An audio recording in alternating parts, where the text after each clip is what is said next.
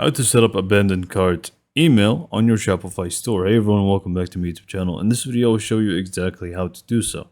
This is going to be very powerful because it's just going to remind your customers that they have some items in their carts and they forgot about it. So it's just going to be a part of your automations. So in order to do so, log into your Shopify admin and click on the marketing tab here, right beneath customers. And then you should simply just want to click on automations.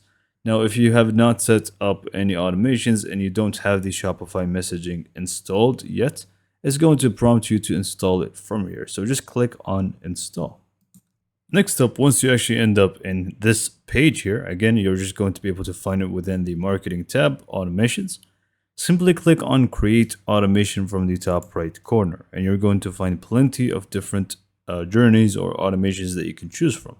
Now, the one that we want to go for is going to be recover abandoned cart. So simply click on recover abandoned cart and click on edit email. As you can see, the trigger is going to be when customers leave the store without making a purchase. And it's basically just going to send a marketing email when a customer adds at least one product and then they don't actually proceed to buy it or check out. So anyway, all you need to do basically just click on edit email. And now here, you simply just want to adjust the template of the email, everything that you want in it. And you can feel free to just adjust what's written in here, the font size, the actual font itself, the text, you can just feel free to adjust that as well.